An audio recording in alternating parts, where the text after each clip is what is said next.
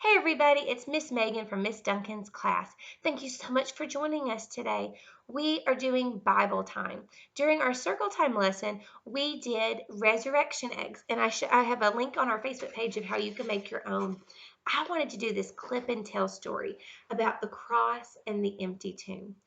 Did you know that the saddest story in the Bible actually ends up being the happiest story in the Bible? Can you imagine? It starts off really sad, but it ends up being so happy at the end. Can you guess what I'm going to talk about today? About Jesus on the cross. Well, when Jesus came to Jerusalem, people were so excited to see Jesus. They wanted to make them their king. And this made the religious leaders really mad. If everybody was paying attention to Jesus, they were no longer special. Nobody was listening to them anymore. And that made them really upset. Do you think that's how they should have been acting and how they should have been feeling? Should they have been doing this? No, they were so worried about themselves, they were missing Jesus. They should have been loving him like we do. But instead, they started telling lies about Jesus. And then more and more people started listening to their lies and believing those lies. And then one night, an angry crowd came to the garden where Jesus was praying, and they arrested Jesus and took him away. Jesus, who had done nothing wrong, ever, no sin, they arrested him and took him away. And they put Jesus on trial.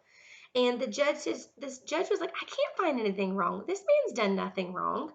And I can't do anything with him. But the crowd was yelling out because it was their tradition that at Passover, the officials would release one prisoner. And the Roman leader was like, okay, look, you can have you're one criminal. Do you want Barabbas, this guy who's a horrible criminal, or Jesus? And he's assuming they'll take Jesus, not this terrible criminal. Nope, they take Barabbas, and they start yelling for them to crucify Jesus, crucify him. Can you imagine? They wanting to crucify Jesus and put him on a cross? There's the cross. And this was like the worst punishment for any type of criminal. Um, they made Jesus carry this cross all the way up this hill. And Jesus had been beaten and bruised. They said that his beard had been pulled or plucked out. They had put a crown of thorns on his head. And they hung Jesus on this cross.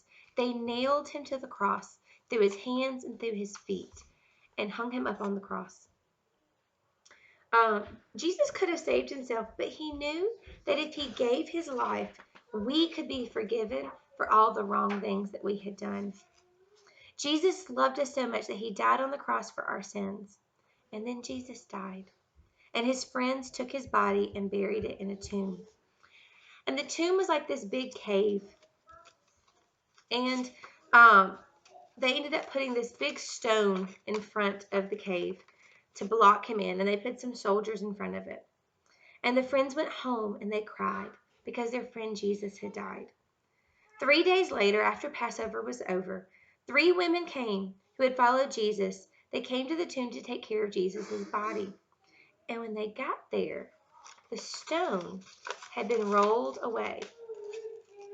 My stone didn't cut. The stone had been rolled away. And they looked, and the grave was empty. The tomb was empty.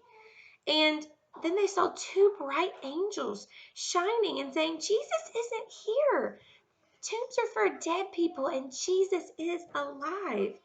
The women ran back and told the disciples everything that had happened. Peter and John ran all the way to the tomb, and they looked inside, and sure enough, it was empty. Jesus was not dead. He was alive. I promise that saddest story turned out to be happy, right? And it was happy because it started off sad that Jesus suffered and died. He had done nothing wrong, no sin, and he took on the worst punishment, probably the worst way to die for us. But what didn't stay sad? 3 days later, Jesus rose from the grave. So he died to cover our sins. He shed his blood to cover and clean our sins. But he rose again to give us new life, a future in heaven because of Jesus, because what he did on the cross, We are saved from our sins. We ask for forgiveness and He washes those sins away. He comes to live in our hearts to help guide us through our life. And He promises to come back one day and to prepare a place for us in heaven. So that sad story of death and tears turned into one of joy and celebration. That's what Easter's about. I hope you enjoyed it. Love you guys. Don't forget to like us, subscribe, so you don't miss out any videos. Find us on Facebook. There's a link in the comments.